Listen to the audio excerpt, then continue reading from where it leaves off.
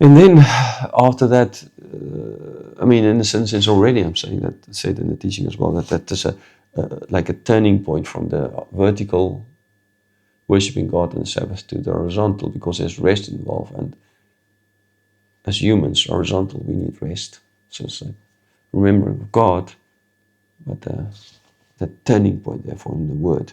And then so the next one is about honoring our parents. How can a culture survive if they don't honor their parents? And I saw a clip yesterday on YouTube about the number of school killings, and I thought it's like once, maybe every couple of years. But according to that video, no, I didn't know if this is fake. These days, I mean, there's nothing. I don't know. Like I wanted to like really stop watching any YouTube or anything, read any news, BBC and how they manipulated Trump's speech and to making out as if Trump told the people to go and burn down the Congress or something like that, the Capitol building, and then they are, oh no, we were just portraying what he intended to say. How do you know his intention? Gee whiz, what the hell is wrong with the BBC? You're like, I mean, I can give you so many examples of their bias. It's just, I want to throw up. But if they want to see the villain in a story, they will portray him as not so bad, but end off always. The last thing is what they end off in the taste, the bitter taste. You know, when you eat food, that last taste thing you eat is what leaves the taste in your mouth. It lingers with you. And so in this case, that's why I always like to leave the stuff I like for last. That taste will linger in my mouth. So the BBC always in the articles come out with, they want to portray, ultimately say Trump in a bad light. They might say good things about him, but then in the end they have an enemy of his last words, give him the last words. And like one of my sisters, my third sister, always wanted to have the last word. Whatever. Yeah. Trust me, I wanted it as well, but I never got it. But I wanted it, so not better. Yeah, just that's so easy, right? And so, ultimately the manipulation of. So what is a culture if there's not a, like, I'm trying to get at the whole idea of what you can believe, and how they show this number of murders happening. And I don't know if it's true or not. So I can't stand on this. So don't take my word for this. But it showed that there were only a few, in this last year, a few states in America, Wyoming one of them, where there were no school shootings. Texas, California, a number of school shootings. And sure, only a few make the news seemingly. And that's, as one commentator says, it shows society. Yes, it shows society. If you turn men into women, and if you make the woman the head of the house, sorry, feminists. Yeah, I mean, I'm just stepping up everyone's toes here. Yeah, then what the hell are you supposed to expect? If a family doesn't consist of a mother and a father that worships God, and doesn't beat each other up, but speaks the truth, that's hospitable, that live and keeps the commandments of God ultimately, your society will collapse. School shootings will be the norm. Not because everyone has a gun, you liberals, that's not the problem. The guns are not the problem. You took God out of the schools, that's the problem. You change the idea of what a marriage is, a family is, and you expect that all will be well. Yeah, sure, everyone can love whoever they want to. Doesn't make it right, though. Doesn't make it right. Anyhow, so yeah, I'm not now speaking out against the LGBT whatever plus blah, blah, blah, movement. That's not my focus. This focus here is on the parents and respect for the parents. In other words, strong society built upon respect for your parents. And therefore I'm speaking about it. The other laws still coming. So, so I'm not.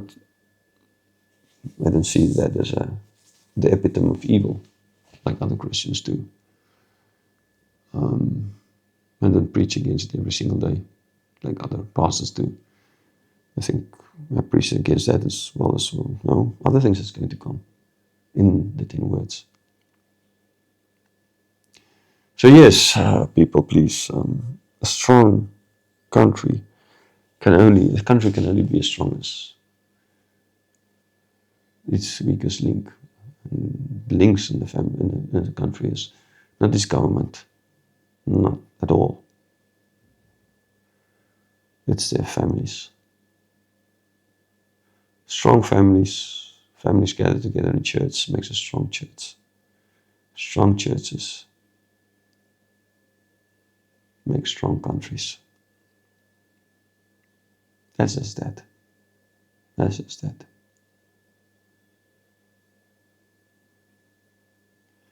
Weak countries, weak churches, weak families. But by the grace of God, even if you have a not strong churches, even in the sense there's no churches, but because God gave, like here, lots of people not Bhutan, it's not falling apart because they believe in Buddha. But by the grace of God, He gave them a social structure where family is important, where they're honoring. So they still have strong families. So therefore they stand. So yes, this is what they're supposed to do. Honor their parents so they can have a strong social, not individualistic, looking at you, America, culture, where individualism is king. Now, strong social culture. I know now people say, but the New Testament, the New Covenant, it's now not a social. No, gee, where's he as a church? They gather together, not in their own little room, right? That is important as well, but they gather together. Even in the temple, for those who believe they didn't worship in buildings or in outside of just houses, kind of house church movement nonsense as well.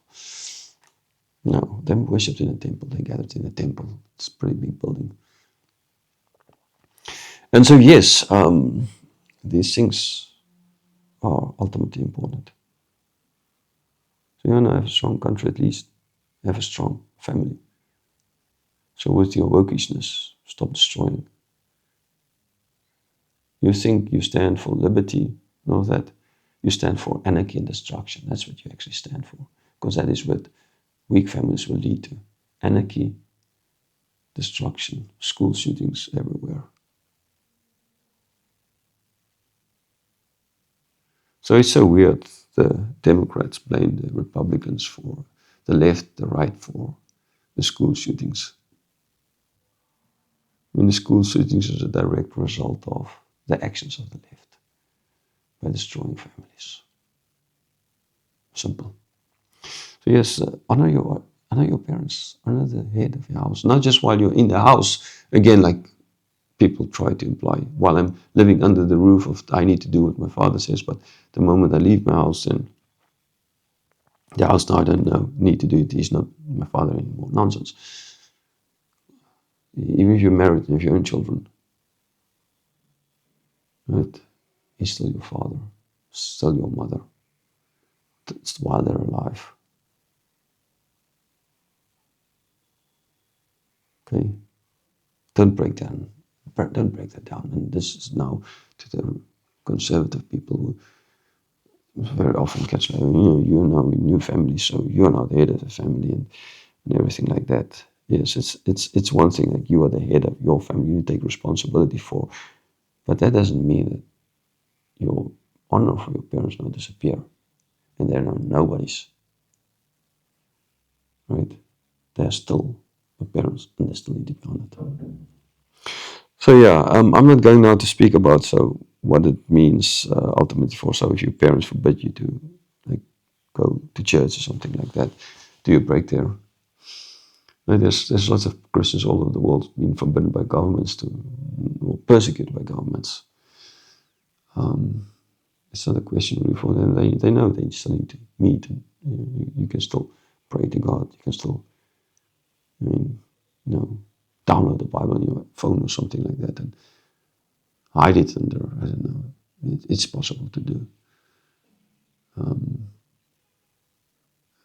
So, yeah, but we will still speak about what all of that implies ultimately, because already I think like nearly an hour in this video, and I actually want to go out to a viewpoint and do recording there.